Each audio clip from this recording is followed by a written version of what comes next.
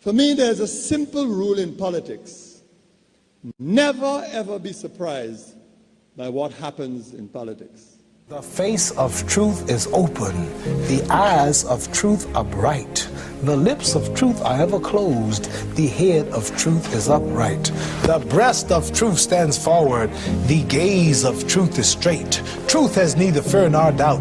Truth has patience to wait. The words of truth are touching. The voice of truth is deep. The law of truth is simple. All you sow, you reap. The soul of truth is flaming. The heart of truth is warm. The mind of truth is clear and firm through rain and storm. Facts are only its shadow. Truth stands above all sin. Great be the battle of life. Truth in the end shall win. The image of truth is the cross. Wisdom's message is its rod. The sign of truth is Christ, and the soul of truth is God. Life of truth is eternal. Immortal is its past. Power of truth shall endure. Truth shall hold to the last. I don't have to tell you things are bad. Everybody knows things are bad. It's a depression. Everybody's out of work or scared of losing their job. The dollar buys a nickel's worth. Banks are going bust. Shopkeepers keep a gun under the counter. Punks are running wild in the street, and there's nobody anywhere who seems to know what to do, and there's no end to it. We know the air is unfit to breathe, and our food is unfit to eat. We sit watching our TVs while some local newscaster tells us that today we had 15 homicides and 63 violent crimes, as if that's the way it's supposed to be. We know things are bad, worse than bad. They're crazy. It's like everything everywhere is going crazy, so we don't go out anymore. We sit in the house, and slowly the world we're living in is getting smaller, and all we say is, please, at least leave us alone in our living room. Let me have my toaster and my TV and my steel-belted radios, and I won't say anything. Just leave us alone. Well, I'm not going to leave you alone. I want you to get mad. I don't want you to protest. I don't want you to riot. I don't want you to write to your congressman because I wouldn't know what to tell you to write. I don't know what to do about the depression and the inflation and the Russians and the crying in the street. All I know is that first, you've got to get mad. You've got to say, I'm a human being. God damn it. My life has value.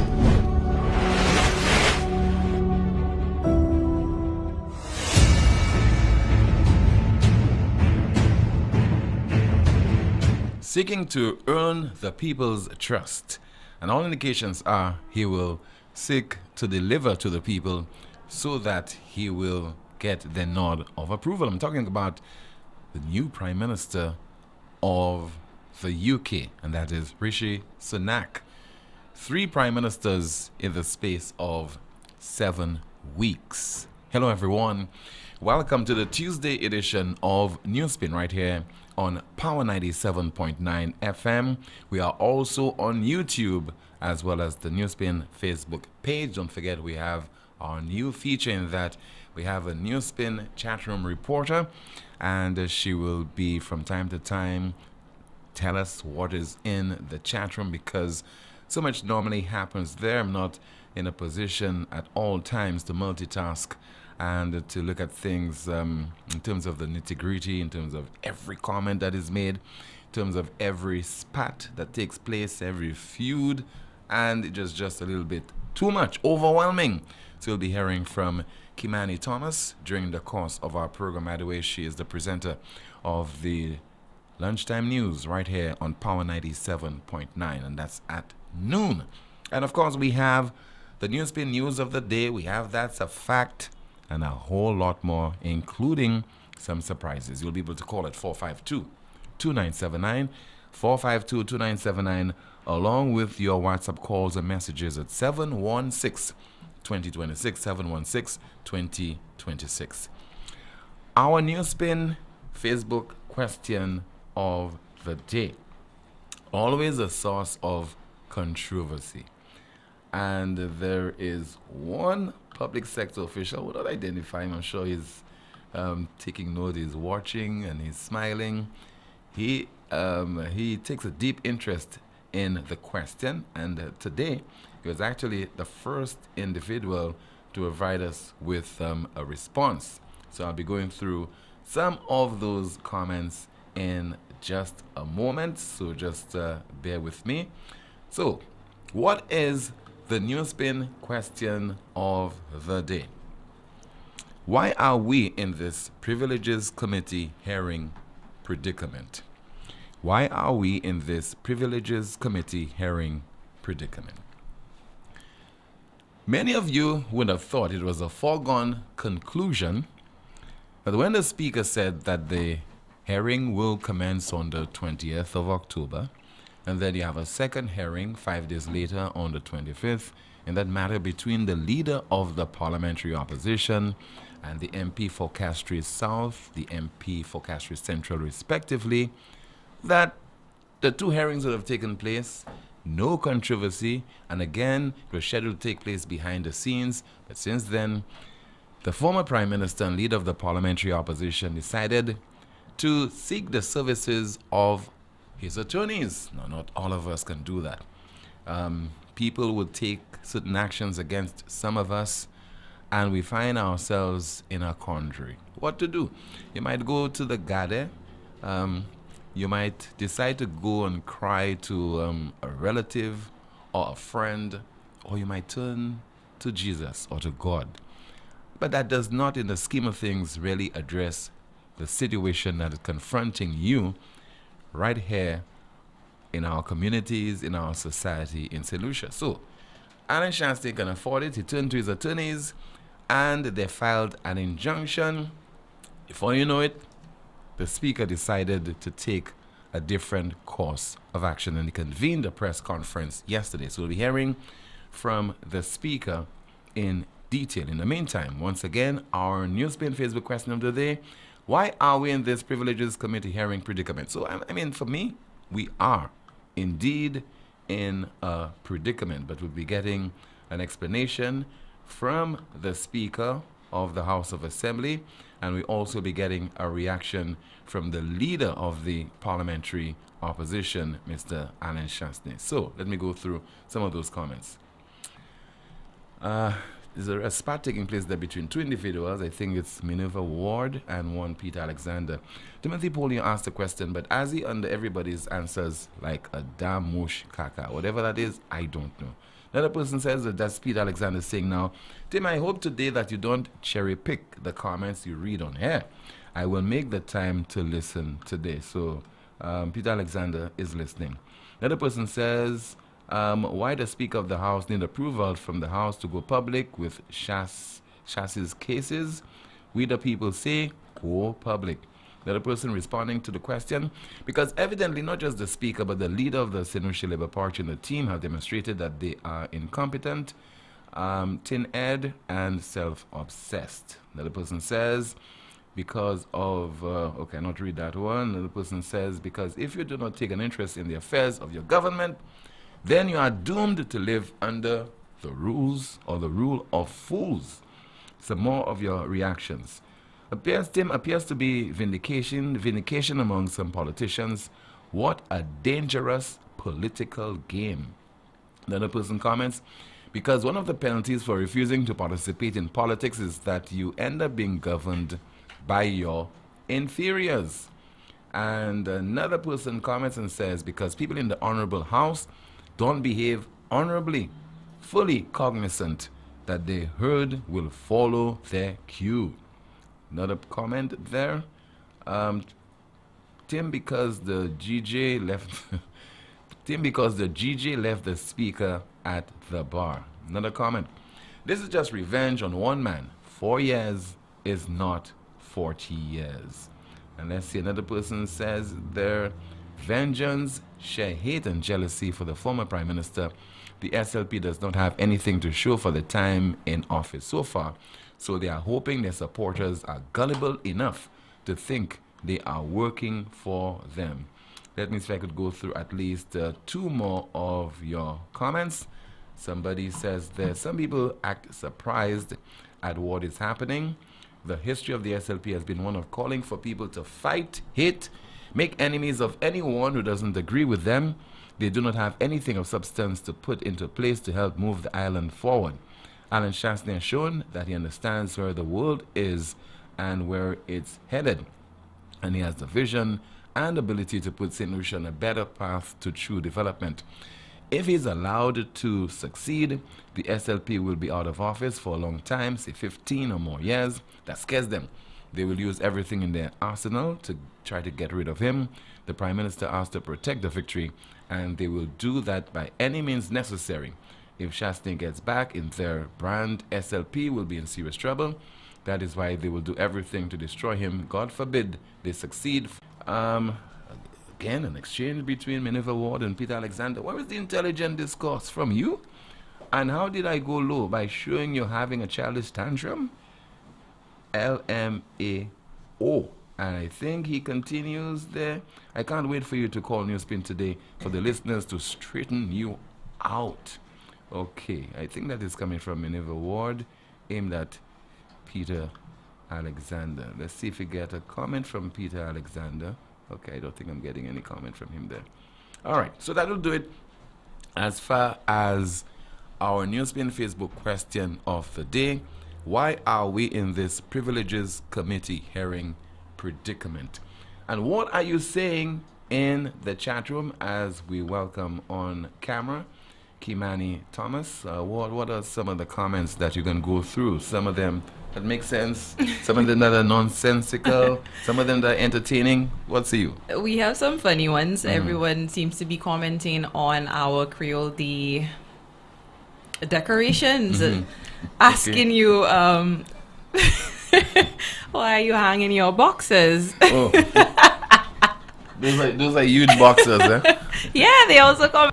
But even if we disagree with people who don't like individuals, it is very important to hear what they have to say, because it is all about perspective, and we need to be able to analyze things from an informed position. So exactly, hear what the position is, and then you're able to form your own opinion.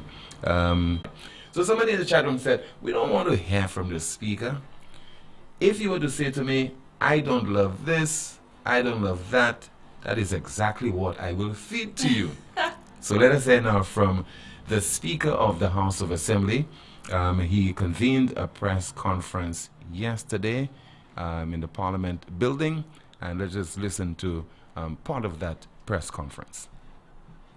Contrary to some public comment, the Committee of Privileges is unconcerned with winning or losing. Indeed, that is not the purpose of the committee. The committee has always been concerned with a fair process. We have always been satisfied that the leader of the opposition would have been fairly treated before the committee. In keeping with all of the attendant rules, I remain of that view. That said, I fully understand that my assurances alone, or even that of other members, would not necessarily suffice insofar as the leader of the opposition is concerned. And in an effort at ensuring that fairness is not just done, but also seen to be done, I have decided to seek further declarations from the House of Assembly. And that is one of the reasons we did not contest the declarations sought by Mr. Chastain in the court to not continue with the current proceedings. First, by its very nature, the Committee of Privileges is mandated by the rules to have hearings in camera. That means in private. In fact, there are actually penalties for even members of the committee for premature publication of the proceedings. There is good reason why the Privileges hearings are in camera proceedings, as quite often innocent parties can be unwittingly which really do not concern them, or that their involvement is peripheral at best. A presiding officer is not clothed with the authority to change that rule. Only the full House of Assembly can do that. Notwithstanding, and given transparency concerns, I will be seeking a ruling from the House that a referral of this matter be on the basis that the proceedings are held in open session. I personally do not see how this assists the leader of the opposition But he has asked for it, and that is what we shall do.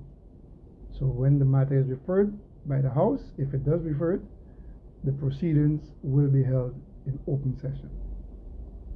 I also do not wish any of the proceedings to be tainted with even an appearance of bias. And even as a presiding officer has no authority to determine the composition of the committee, I will be suggesting to the House that no one with an action against the leader of the opposition, whether that action be in Parliament or elsewhere, should form part of the Committee of Privileges. I repeat that this can only be a suggestion on my part and not an instruction. The foregoing apart, I would add that this, contrary to public speculation, this is not the first referral to the Committee of Privileges. And in fact, both the leader of the opposition and the MP for Suzel Saltibus were present and fully participated in the previous meeting, which was not done by motion. That meeting held that an action taken by the former administration was improper, illegal even. Again, because I am bound by the rules of secrecy, I cannot at this time reveal the details of the meeting. I will, however, seek the authority of the House to make public the contents of that meeting.